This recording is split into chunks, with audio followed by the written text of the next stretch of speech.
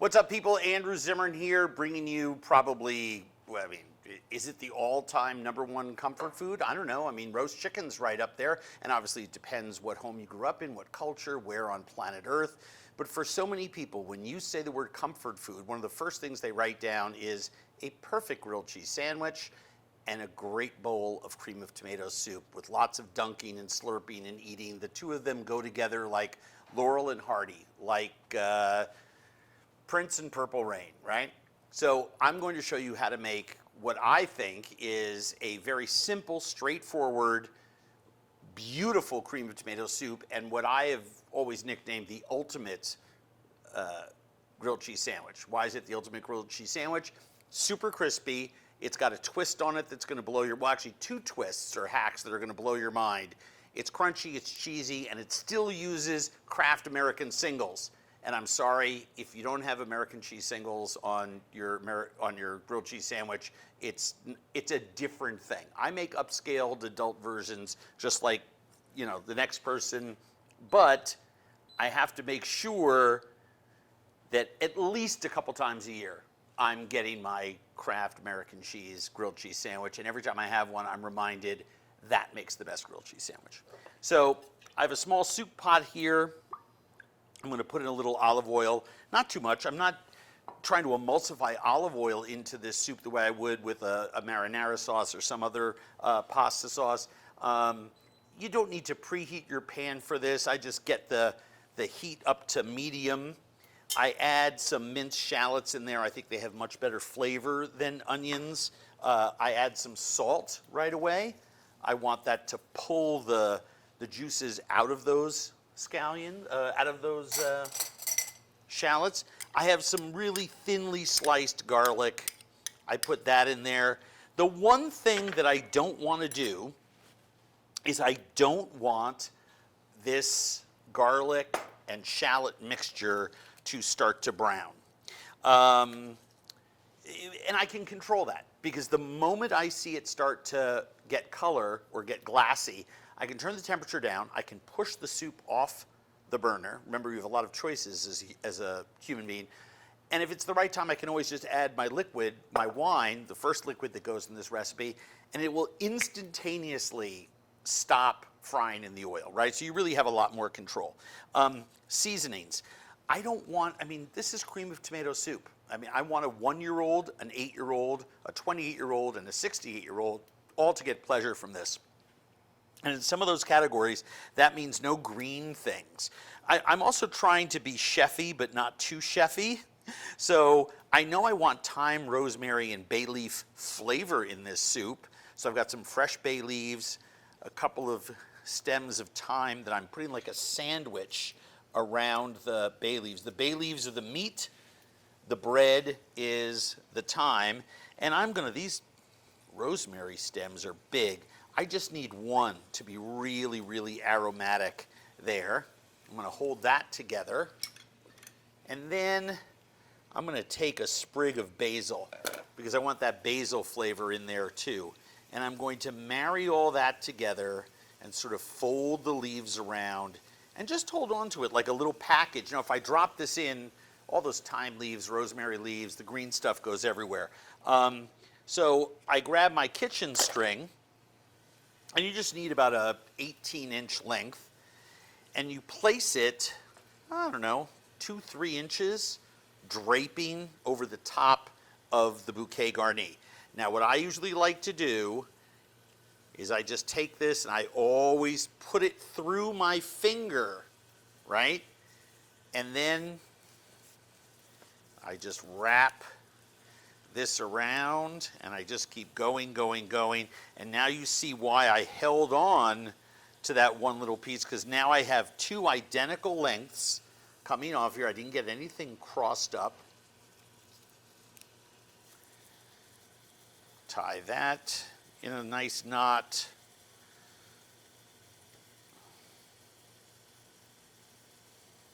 I'm listening to that. I mean, remember, we cook with our ears as well as all of our other senses. And you can look in there and see my onions, shallots, garlic, getting glassy. I'm going to use this like a little paintbrush. Oh yeah, now I can see all of it. And for sure, those are glassy. So, what do we want to put in there? Well, the first thing that I want to put in there is my wine. I just have a half cup. Again, I'm not making a tomato sauce. I'm not making, some fancy pants dish. I'm making cream of tomato soup. But what the wine does is the wine pulls flavors out of the garlic and the shallots and the herbs, and then also the tomatoes that are about to go in there. The alcohol in there actually performs a very valuable scientific duty. So I'm putting my black pepper in there. I've already put my salt to draw moisture from the shallots and garlic, and it's already starting to simmer. So while that is simmering, let me grab my roasted tomatoes out of the oven. Now, these are the last farmer's market tomatoes of the year. I'm not doing oven-dried tomatoes where I put them at 200 degrees overnight. I'm just trying to concentrate the flavor of those awesome late summer, early fall tomatoes that are still in our supermarkets, right? So we just quartered them. We had some Romas. We had some smaller ones that we cut in half, some in quarters. You can see some of these big chunks. All of those juices have just concentrated inside there. The smell of these tomatoes is absolutely bonkers. And more importantly, the flavor is incomparable. When you oven roast something, all those liquids and sugars and acids multiply in quality. And I'm just going to tip the last of that liquid in there. So everything that was on my silpat, the tomatoes and the juices, are now in my soup. I'm now going to add my tomato puree. Now, some people, all summer long as their tomatoes are coming out of their garden or farmer's market, will make their own tomato puree. They'll put their tomatoes through a food mill after slipping the skins off, leave the seeds behind, and actually cook their tomatoes down into what is called tomato puree in your supermarket aisle. You can buy a can of it if you want. You can use your own if you want. This is not tomato paste. If you kept drying it, eventually it would become tomato paste, but this is just tomato puree. So I have intense tomato flavor in here. This recipe is so simple. And then once that warms up, and you can see here I'm starting to get a couple of bubbles. I don't want to simmer this for too long. It's just going to splatter tomatoes all over the place. I put in my stock. I have 4 cups of chicken stock, homemade chicken stock. You can see all the cloudy bits at the bottom. And all I want to do is give that a stir. And this has to cook. It depends on how wide your pot is, how high and narrow it is. I'm not sure there are soup pots that are any narrower than this. I mean, that would have to be like a stovepipe hat of a soup pot, right? But you never know what people are cooking with. If you're cooking with a really wide rondeau, you're going to evaporate all that liquid really, really fast. And that's why, for this recipe, I have always recommended sort of keeping an eye on it if you're not going to cover it. Sometimes I'll cover it for 35, 40 minutes, then uncover it and reduce. The longer you cook tomatoes, the darker they're going to get, the more sugars are going to come out. So for many people who love to make tomato sauces for pasta, they want to make sure not to cook anything past 20, 30 minutes, right? Because they still want all the acidity. Here, because I'm making cream of tomato soup, I'm actually looking for those sugars to come out. So I don't know where my lid is, but this is my grilled cheese pan. So I'm just going to put that on top, and I'm going to lower the heat because I don't want it boiling. I want it simmering. And we're going to let that cook for anywhere between 50 to 110 minutes. That's and 50 and 70 minutes. Can't talk today. So anywhere between 50 minutes and an hour and 10 minutes. Somewhere there. I'll check it after 50. I am going to add 2 more cups of liquid to that intense tomato soup that's in there. We're going to puree this as well. So I don't need to worry. I just don't want it. I want that liquid to still be in there, but I want the tomatoes to have broken up, right? And I want to have that nice body that cream of tomato soup has, you know, where it's like thick paint, but you can still get big spoonfuls of it. By the way, recipe, while that's coming to a simmer, recipe on my website for the Parmesan cheese toasties that go with this. You take real Parmesan cheese and you put it in a pan and you cook it like you're making a frico, right? And then you put all your toasted croutons on top of that. And so every crouton, every single one has Parmesan cheese on it. See the way that is? So when it goes into your soup, Parmesan cheese, like all cheese, has incredible umami. Parmesan cheese has more because it's a dry cheese, like aged Gouda. So yes, Parmesan cheese has more umami than ricotta cheese, which is a fresh cheese. So I'm just breaking this recipe for these Parmesan cheese toasties. Even a video is on my website, andrewzimmern.com. So you can watch me make these in another video. Super, super easy. If you've ever made a frico or made Parmesan cheese tuiles, you'll know what these are. Sometimes I like to warm these in the oven right before I serve them. You can freeze these and bring them back in an oven, but those little cheese toasties are going to add another layer of dippability awesomeness to this soup. Because we love dipping the grilled cheese in there because the bread, that toasted bread flavor with tomato soup is so good. So we're going to amplify that by having a second toasted bread item. And I can see here Madeline's very upset that I don't have a lid on hand. Thank you, Madeline. So we're just going to put that lid on there. I happen to like pots like this that have a glass lid. And I recommend them for people, if you're looking at pots, and all things being equal, this KitchenAid pot that's a 7-quart soup pot, this is a very standard size, right? Small, but 7 quarts. So this is a 7-quart soup pot. I like to cook soups without getting halfway above them. So, you know, we had 4 cups of liquid. We're adding another 2 cups of liquid. We had those 5 pounds of tomatoes. We had the tomato puree. That makes up about 3.5, 4 quarts at most if everything went in at the same time. But I do only like using half the size of the pot when I'm cooking so that I can stir properly. I'm not overcrowding the pot.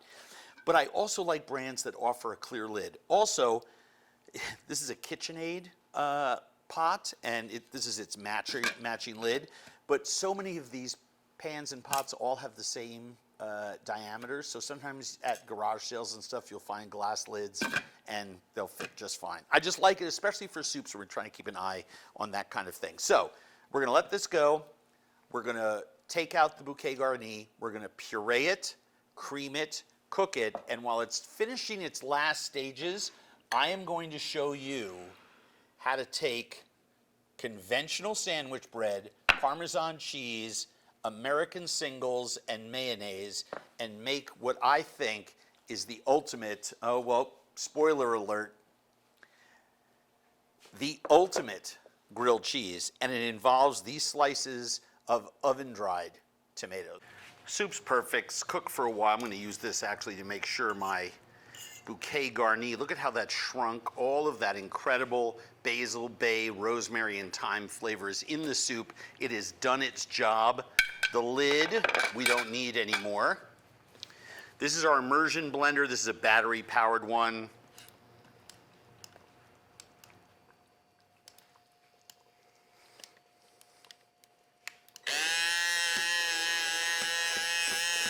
And all I'm going to do, move this up and down and puree those roasted tomatoes, because that's really, I mean, yeah, sure, the shallots and garlic are in there, but it's just the roasted tomatoes. Now, Some people stop right here because they want chunks of those roasted tomatoes. What I have found is that when I lift up and actually look around in there, even when an immersion wand just isn't a blender, right?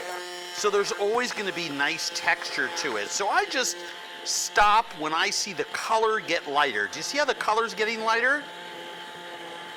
That's because air is in there. And when air is in there, we've pureed enough, sufficient for the liquid to hold air. Put that in the sink, and obviously I will attend to that later. This is our opportunity to season.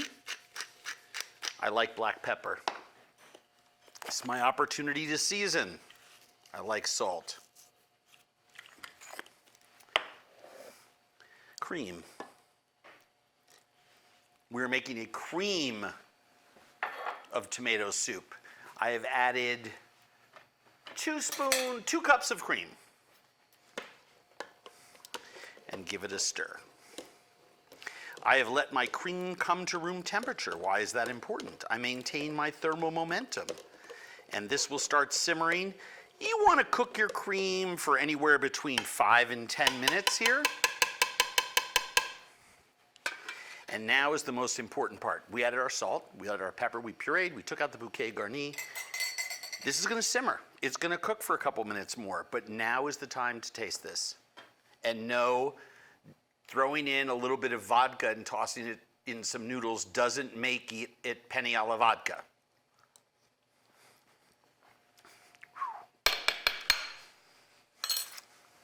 That's really good. Okay. Let that come to a simmer. Well, you know what we're going to do? We're going to switch positions here. We're going to put that over there and let it come to a simmer. I'm going to make my ultimate grilled cheese over here. Bring that up to medium. Use that ladle there. Put this in our sink. Okay. So, grab a couple slices of white sandwich bread. 2 slices of American cheese. If you have bigger bread, use 3. These are the oven-dried tomato slices. One of my problems with so many grilled cheese sandwiches is that I want lots of tomato flavor with them. But the problem is that you're biting into slices of tomato that just warm through, and it just gushes tomato juice all over the place. It makes your bread soggy. I can put 4 slices of tomato on this sandwich. 5, 6, 7, if I want to, just so I have a nice tomato layer.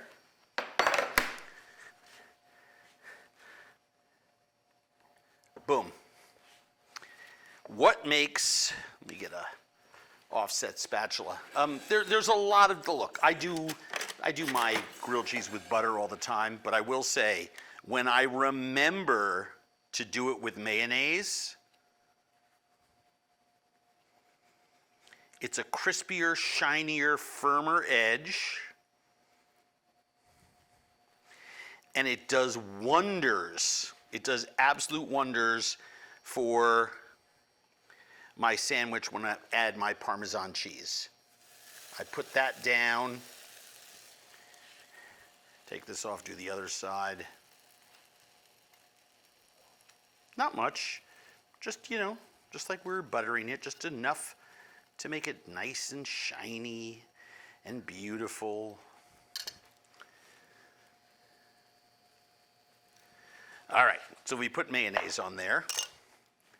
Our soup is ready. Our Parmesan toasties with all those little bits of frico are on there. So I used to make this for my tomato soup, and then my kid would want grilled cheese with it. And I started thinking to myself, well, what could really make this fun? So we're going to do a combo platter once this is ready to be. Let's see if I have a spatula. Somewhere in here I have to have a metal spatula. This is, oh, look at this. I've got the one my grandmother used to have.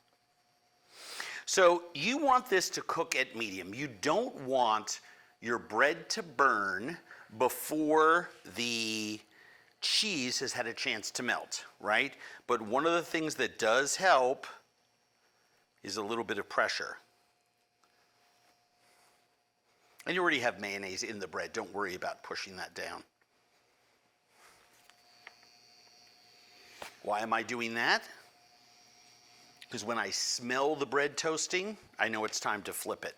I'm going to get it crisp on both sides. The cheese will melt and adhere and everything will stick together. Then I'm going to spread a little bit of Parmesan cheese and we're going to do a little frico action on it so it looks really stunning on the plate and delicious with this soup.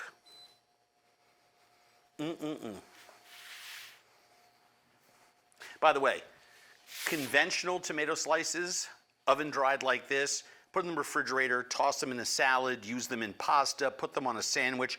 Essentially, they're just leathery dried tomatoes and they're concentrated in flavor. So it's like a slice of tomato with a sledgehammer attached to it. Sweet, acidic, beautiful. And cooking them like that for an hour or two in a hot oven or 7-8 hours in a slow oven, 200, 225, either way works, concentrates all those sugars so they really taste like tomato candy. Now we can toss this a couple of different times, but you'll smell when it's perfect. You'll smell it. And I mean, come on, I mean that's grilled cheese awesomeness. And you can start to see the cheese melting there. We'll get more melting as the second side toasts. And then of course, we're gonna have another minute in the pan when we let the frico adhere to it. Frico is just a fancy word for melted, somewhat burnt cheese. I'm just gonna keep stirring my soup. I've got a little minced parsley at the end because we're serving this to adults to bring back the joy of being a child. If I was serving this to my child, I would not let him know that I was going to sprinkle, and then I would stop myself at the last minute from doing it because I'd be like, I'm just gonna get into a thing with him. Because he's gonna be, I don't want the parsley. You eat parsley all the time, you love it, salsa verde, blah, blah, blah, blah, blah. And he just goes, not in my tomato soup. He's kind of right. Now you can see that very last push, I actually could feel it stay down because the cheese is really starting to melt. So let's just check the other side. Still not as good as the top one. So we'll just keep that going. This is so much fun. Is there anything better than making a grilled cheese sandwich? I don't think so. Why, thank you, Emily. I agree. Cool. I love Good discourse. It is. It's almost Socratic. Bread, along with cheese and tomato, crisped in a pan, equals human pleasure. Quite. Okay, now, 30 seconds later, almost the same color. So what I want to do is I'm just going to take this out for a second, and I'm just going to do a thin coating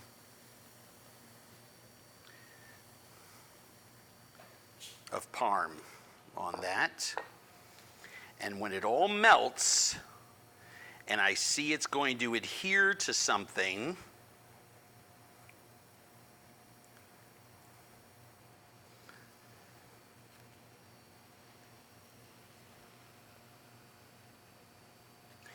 so now the cheese is starting to stick. Now, when I remove this, am I gonna get this huge, crazy, outlandish thing? No. But it is gonna look pretty darn cool and taste delicious. And it replaces salt. So here's my tomato soup.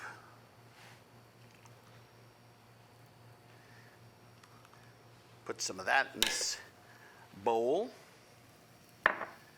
We'll add some of our little cheese toasties to that. And let's make sure that the last one that we put on top shows off some of our Parmesan cheese and a little bit of herb. All right, so can you guys see the frico that has developed here?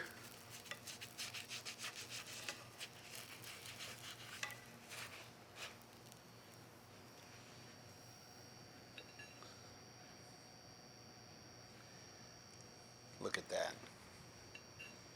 And if you hold it while it cools,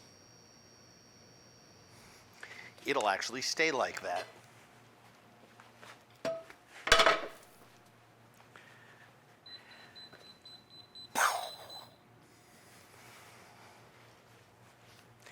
You know, am I on TikTok? Yes. I am on TikTok. So technically with this, I could break the internet. Technically. But it would have to be, I mean, people would have to like it. I think people will like it. I think people like it too. Thank you, Emily. You're so supportive of me when I'm putting myself out there I will support And you being- anytime you are making grilled and cheese. being vulnerable. This is Emily's grilled cheese. That's why you're so nice today. There's vegetarian food. I knew it. There had to be a reason. You know, Emily, I like you anyway. So what you have to do is just be very careful. Use a very, very sharp knife. You are obligated